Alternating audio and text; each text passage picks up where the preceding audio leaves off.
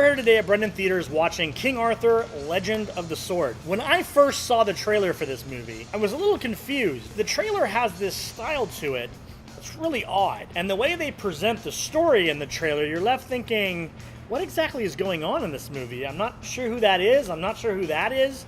They don't really give you enough information to know if, one, you want to see the movie, two, what's even going on in the trailer. So it's like I was a little curious, but it was to the point where I actually didn't want to see this movie this week. We were going to see a different movie this week, but being as that movie is not available, we decided to go ahead and see King Arthur. Now, half of me is really glad we saw King Arthur. The other half of me is going, why did we waste our time? The half of me that's glad is the half that loves special effects, that loves the style when someone does their own style of filming and action, and also the soundtrack. Those were definitely the high points of this movie, in my opinion, the feel of the movie, if you will. As far as this movie is concerned, there are some really big highlights. The special effects are very well done. You can tell where the majority of that budget, comes in with this kind of a movie, especially considering that it's coming out starting to get closer to that summer, blockbuster type territory. It has some really cool ideas that it tries to accomplish, and some of the acting is done very well, specifically with the two leads with Charlie Hunnam and Jude Law.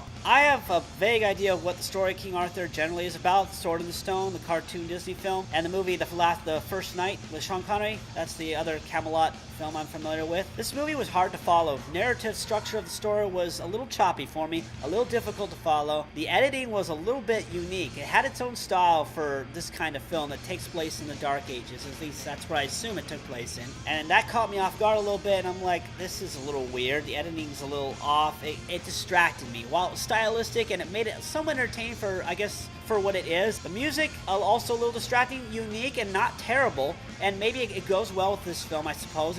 I found it distracting. It didn't feel right. It's not what I would have chosen, but the director had a unique vision for this film, and it looks like he hit spot on because it definitely had its own feel, is what Nick and John was saying. The way everything was shot, the way that action was shot specifically, and the way that the music really intensifies the things that are happening on screen, and very unorthodox music, I feel were excellent. They were great. And then the special effects, man, some of the special effects in this movie are mind-boggling. This is one of the better 3D films. I don't know if they filmed this in 3D, but if they only converted it, they did a damn good job of it. Great visual effects, and the 3D use of these visual effects, especially when arrows are flying at you, rocks, fire, everything you can imagine being thrown at you. Everything except blood, heads, arms, and legs.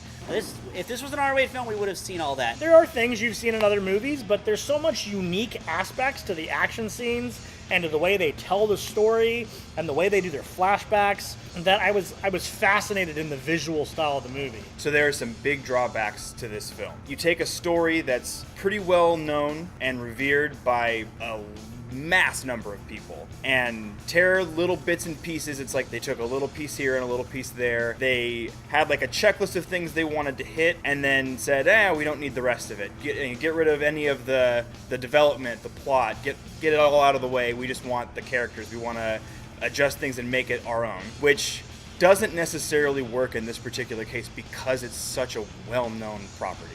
The other half of me, which did not like this movie, is obsessed with the story. I'm not exactly sure why they chose to do this, but they took the King Arthur legend and they said, okay, so let's look at all the things involved. Well, there's a sword and a stone. Okay, I like that. We'll take that. And then let's take all the names. And let's make sure nothing else is anything to do with the King Arthur legend. They changed everything. Where they are, when they are, who's in charge, what King Arthur's motivations are, or Arthur's motivations are in the movie, what's going on around him, being part of a resistance. None of this makes any sense within the King Arthur legend. And that really kind of put me off a bit. I like the King Arthur legend. I like seeing reimaginings of the King Arthur legend, but there's a line you have to draw when you're doing a reimagining, in my opinion. And changing literally everything is way over that line. You have to at least respect the source material. And at this point, it's almost stealing because you just took names and a sword and a stone and made your own story up.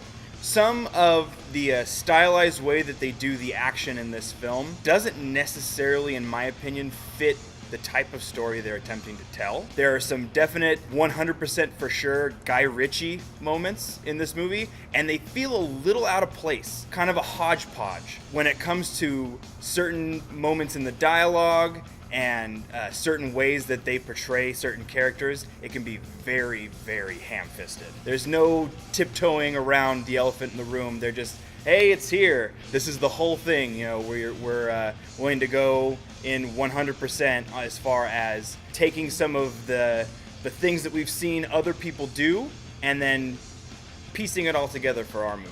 This wasn't 300 by any means. There wasn't all the gore. You could tell they worked really hard to keep it PG-13. There was one F-bomb in there, which is usually allowed, if not 2 F-bombs. This is the first Dark Ages movie I've seen that uses the F-bomb like that. Not counting Game of Thrones, because that's a TV show. A very well-made TV show. Speaking of which, 2 of the actors from Game of Thrones, Aidan Gillen and another actor who plays Littlefinger, are in this one as well. And of course, they did a great job, and you can tell, you can obviously see they're getting typecasted because they are in a similar show. Game of Thrones follows a similar concept. Thrones, Dark Ages, dragons, although there were no dragons in this film. One of the managers here, Brennan, asked me, while we were discussing the movie afterwards, if it wasn't King Arthur, would I have enjoyed it? And you know what? I think I would have enjoyed this movie more. I definitely don't think it would have brought it to like a 9 or a 10 out of 10, but I think I would have enjoyed this movie more if they just made up their own story and didn't bastardize the King Arthur story. I feel that the idea of a king with a stolen birthright and him fighting with a ragtag bunch of street rats to get it back is a cool story. It's just not King Arthur. That's not the King Arthur story. It loses a lot of the purity of who I feel King Arthur was when you make him this character. And I can't go into too much detail because if you do want to see it and you do see this movie, learning about his character is kind of part of the movie. I don't know. I don't feel like it did the source material justice at all.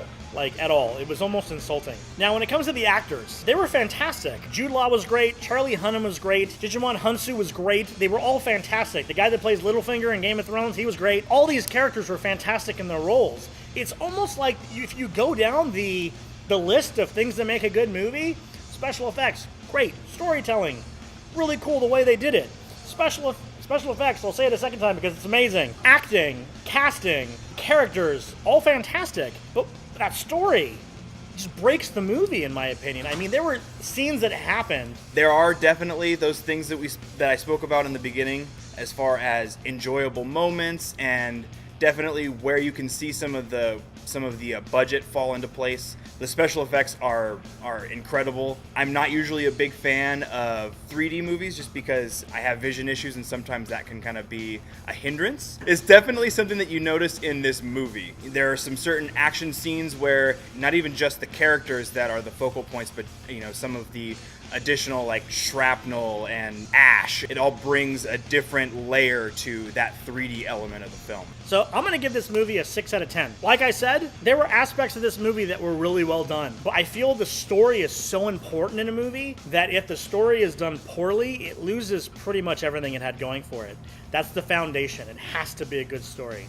You can get past pretty much anything else, but if you've got a bad story, no one cares. So as far as if this is something that I would want to recommend for someone to come spend their hard-earned cash to watch, I'm not certain I can say that with confidence just because, like I said, there are things that are worth seeing, and there are definitely things that are worth seeing in 3D in my opinion, but as far as the story, the way that they take this property and kind of make it a weird amalgamation of what they want, I would say that it suffers greatly because of that. In my opinion, this movie is a 5 out of 10. Not necessarily something that I would say I want to see again for those specific reasons, but definitely has some positive points. If you really enjoy special effects, might be something worth seeing, but as far as the remainder of the movie is concerned, it's kind of a letdown. I'm going to give this a 6.5 out of 10. I wouldn't go see it again. It was well acted. The costume designs were great. The art direction was good.